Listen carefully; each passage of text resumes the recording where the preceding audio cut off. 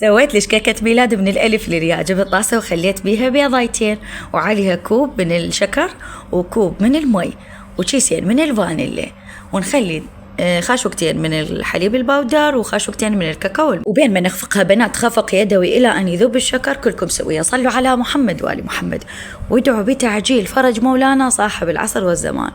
وضروري تستغفرون رب العالمين وتتوبون إليه وتحمدوه وشكروه على كل النعم المالية حياتنا وحياتكم. خليت نص كوب من الزيت ورجعت خفقتها، هم خفق سريع إلى أن تتجانس المكونات السائلة. وقبل لا أخلي كوبين الطحين أريد تكتبي لي بالتعليقات اليوم صليتي على صلاة الفجر قعدتي بوقتها، ومنو قعدك يا إنسان يحبك قعدك على الصلاة. كتبي لي بالتعليقات.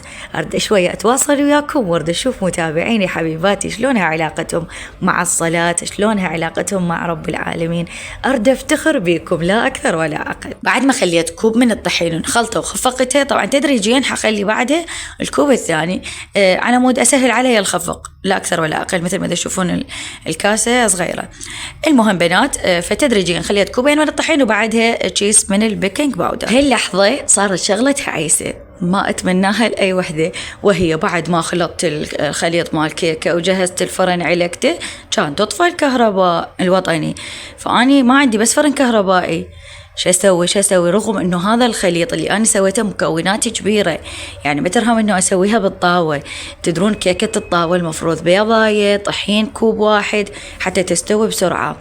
فأني شو أسوي انتظرت الكهرباء، ما جتي البيكنج باودر راح يروح مفعوله، فجيت خليتها كلها بطاوة وتوكلت على الله وفاتحة الكاميرا قلت أصور لكم بكل الأحوال. خربت نجحت على الله، وأكيد اللي يعتمد على الله أموره كلها خير وبركة. حتى إذا صارت أمور شر لا سامح الله بحياة الإنسان المتوكل على الله، الله يعكسها بخير.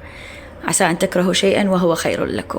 حتى لو أحد يعني راد يأذيك، يمكرون ويمكر الله والله خير الماكرين. الله ينقذك ما دام أنت مخلي الوكيل الله، لا محامي منا ومنا، لا الله الوكيل مالتي. فحسبنا الله ونعم الوكيل، وتوكلنا على الله وخلينا الكيكة على شبكة وغطيناها ونصيت النار. طبعا هي استوت، بس بعدين تشوفون ايش صار. تمام، ركزوا وياي. نروح هسه للكريمة. جبت كريمة عادي شانتيه، خليت تشيز طبعا نوعين مثل ما تشوفون، كاكاو وأبيض.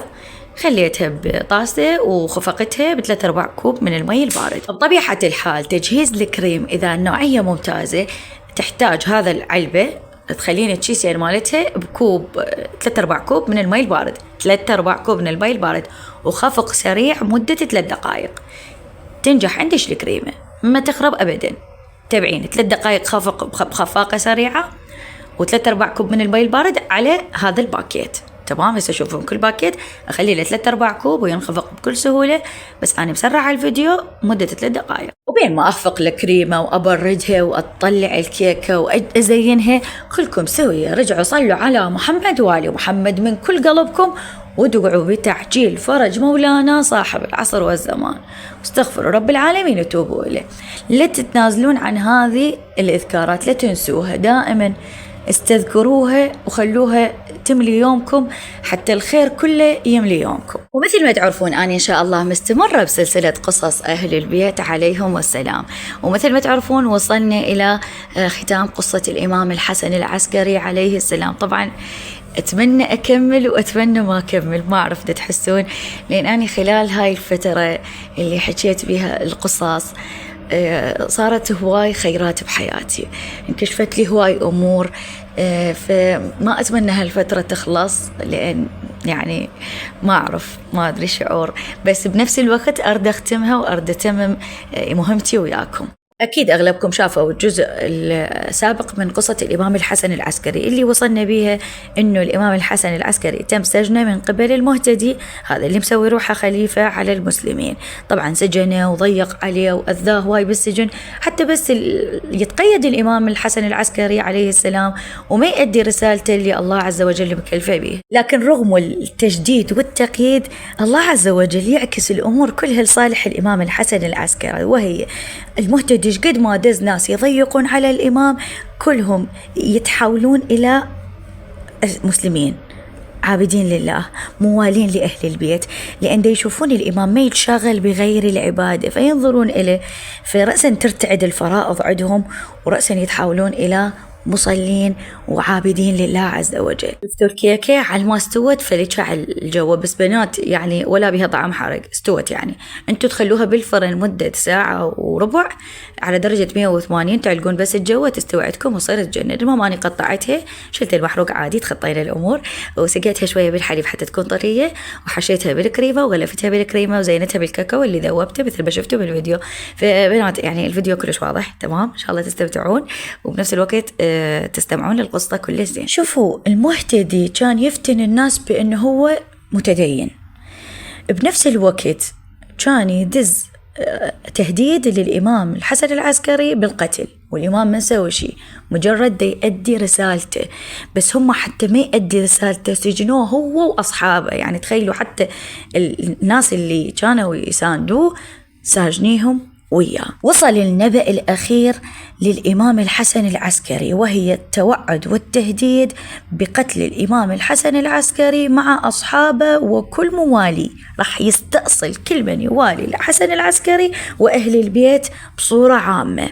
فرد الإمام كان جدا دقيق وأمر غيبي من الله عز وجل حول مستقبل المهتدي، حيث كتب جواب بيد من أرسله الخبر وقال: ذاك أقصر لعمره، عد من يومك هذا 5 ويقتل في اليوم 6 بعد هوان واستخفاف يمر به. وفعلا انهزم جيش المهتدي، ودخل سامراء المهتدي وحده يستغيث بالعامة وينادي: يا معشر المسلمين، أنا أمير المؤمنين، قاتلوا عن خليفتكم. فلم يجيبه أحد. طبعا بنات يعز علي أقول لكم هذا الكلام، إنه المهتدي دا يقول أنا أمير المؤمنين، لكن دا أقول الكلام بالكتاب نصا، فيعز علي جدا، لأن لا أمير للمؤمنين غير الإمام علي عليه السلام. فالمهم أنا دا أحكي بنات من الكتاب، فمو هذا حقيقة، لا، الحقيقة الله عز وجل يعلمها ورسوله وأهل البيت والمؤمنين. فنجي بنات، أبو هاشم الجعفري كان محبوس مع الإمام الحسن العسكري في حبس اللي حبسهم إياه المهتدي. يقول بليلة مقتل المهتدي الإمام إيش قال لي؟ يقول قال لي: في هذه الليلة يبتر الله عمره، فلما أصبحنا شغب الأتراك وقتل المهتدي وولي المعتمد مكانه. شوفوا بنات، نهاية كل من ما يثق بالمسلمين، هذا يعني هم هذا المهتدي آبائه من جابوا الأتراك كجيش. ليش؟ لأن ما يوثقون بالمسلمين، بالتالي هم الأتراك نفسهم كتلوا آبائهم وكتلوهم. يعني أنت أوثق بأبناء بلدك وشوفوا البركة. بس هاي بعد يعني الإمام عاصر المعتز والمهتدي، وإجا المعتمد العباسي، هذا المعتمد اللي انهمك باللهو واللذات وانشغل عن الرعية، فكره الناس كرهوه وحبوا أخوه طلحة. طبعا أنا أتمنى هسه أكمل الفيديو بنات، لكن مثل ما شفتوا انتهى الفيديو، فإن شاء الله انتظروني بالفيديو الجاي حبيبات. لا